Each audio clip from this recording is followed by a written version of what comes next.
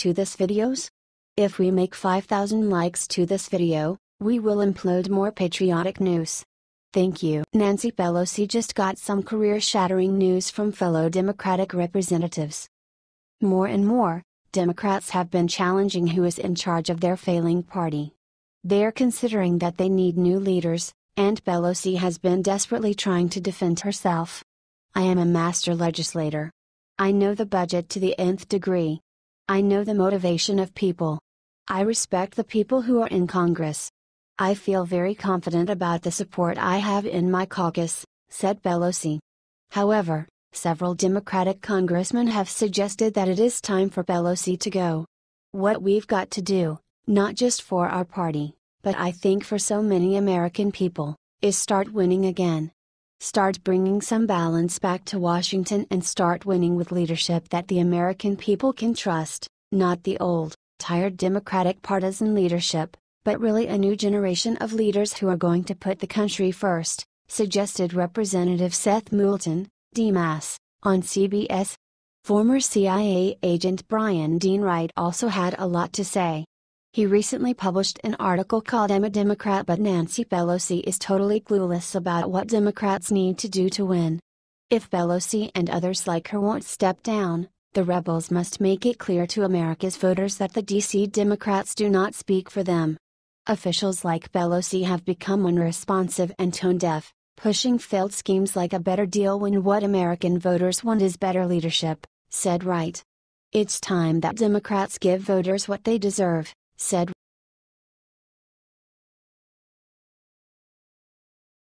Joy Behar has meltdown over Texas law allowing students to carry guns, fellow panelist crushes her.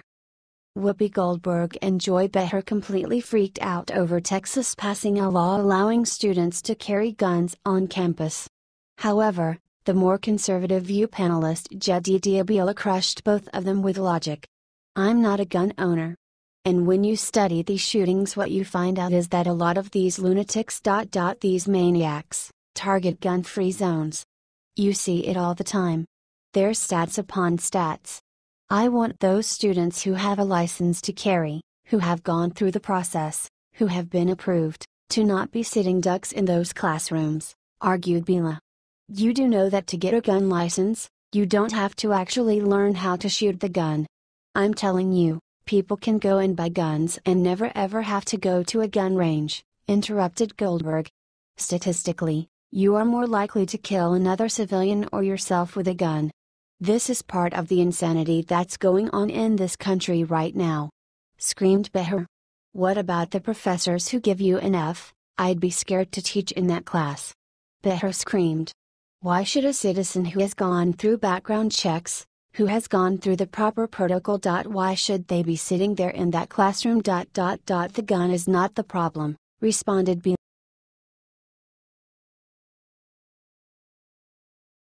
Sarah Huckabee Sanders loses it over Russia conspiracies, makes the speech to end all speeches. Day after day after day, CNN and other mainstream media outlets have done nothing but talk about Russian conspiracies. Press Secretary Sarah Huckabee Sanders has finally had enough. She let everyone know this in a fiery speech. The press asked Sanders questions about Don Jr.'s meeting with a Russian lawyer, and accused President Trump of being misleading. The only thing I see misleading is a year's worth of stories that have been fueling a false narrative about this Russia collusion, and a phony scandal based on anonymous sources, said Sanders. And I think that is, if we're going to talk about misleading, that's that only thing misleading I see in this entire process. You guys are focused on a meeting that Don Jr. had no consequence when the Democrats actually colluded with a foreign government like Ukraine. The Democrat-linked firm, Fusion GPS, actually took money from the Russian government while it created the phony dossier that's been the basis for all of the Russia scandal fake news, said Sanders. And if you want to talk further about a relationship with Russia, look no further than the Clintons. As we've said time and time again, Bill Clinton was paid $500,000 to give a speech to a Russian bank and was personally thanked by Putin for it. Hillary Clinton allowed 1/5 of America's uranium reserve to be sold to a Russian firm whose investors were Clinton Foundation donors, she said. And the Clinton campaign chairman's brother lobbied against sanctions on Russia's largest bank and failed to report it. If you guys want to talk about having relations, which you seem obsessed with doing, look no further than there, she said.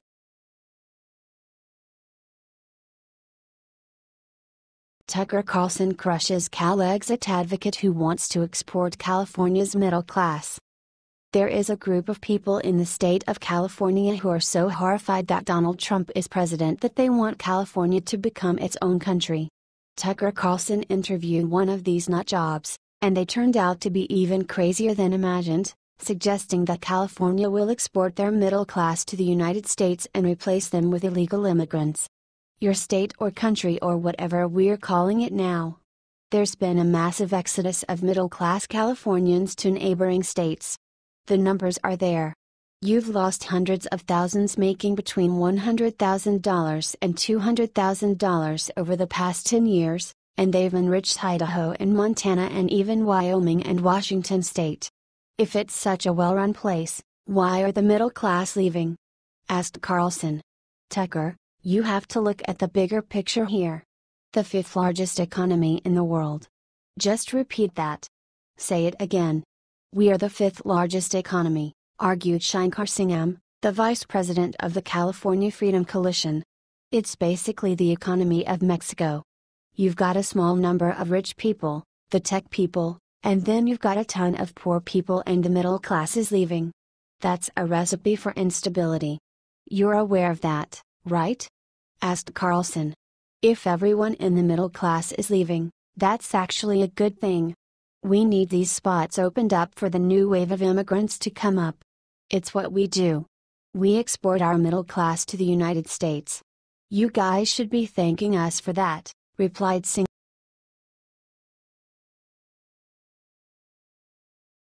Al Gore claims that every Christian's purpose of life must be to fight climate change. Global warming alarmist Al Gore is trying to manipulate Christians by suggesting that the purpose of a Christian's life must be to fight climate change. Now I was taught in my church that the purpose of life is to glorify God, and if we are heaping contempt on God's creation, then we are not living up to the duty that God is calling us to, explained Gore. The way we live our lives is definitely connected to this. It's not a political issue, it is a moral and spiritual issue, he explained in an interview with CNN along with the liberal Catholic priest, John Roush. I'll tell you, Pope Francis is really an amazing spiritual leader, said Gore in his pandering speech. My daughter, Karina Gore, runs the Center for Earth Ethics here at Union Theological Seminary. And she was part of a study group, Multi-Faith, reading that. And so I got deeply into it because of her. And, yes, the habits of overconsumption and looking for happiness and just more things, that definitely is a part of the issue, for sure, said Gore. The priest agreed with Gore that climate change is a spiritual issue. I've come to realize that the climate crisis, I believe, is a crisis in spirituality. And I mean by spirituality a connectedness, a spiritual connectedness that we all are connected, we are connected to nature. We're also connected to God. Okay, explained the priest.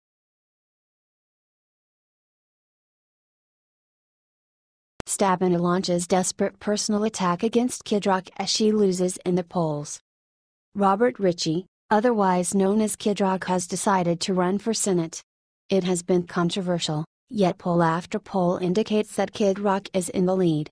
His political opponent Stabenow was asked about these polls, and she attacked Kid Rock personally. She suggested that he wouldn't be able to stop playing music and isn't a serious threat. Well, I haven't seen a legitimate poll that showed him ahead, but what I would say is we're a long way from the campaign. He's going to be busy. He's got concerts and there's 4 people so far in the Republican primary, so I think if he gets in, he's going to be busy, said Stabenow in an interview with the Daily Caller. But what if Rock were to officially declare his candidacy for the Michigan Senate seat and beat his opponents in the primary? Asks the Daily Caller. Well, you know, for me, it's not about who's running on the other side. It's about the families of Michigan. And as far as I'm concerned, this is about my continuing to fight for them every day. That's what I do, said Stabenow. I've lived in Michigan my whole life, raised my family. I get up every day and fight for Michigan. And so that's what my focus is, she said. It'll be interesting to watch the Republican primary four-way primary, said Stabenow.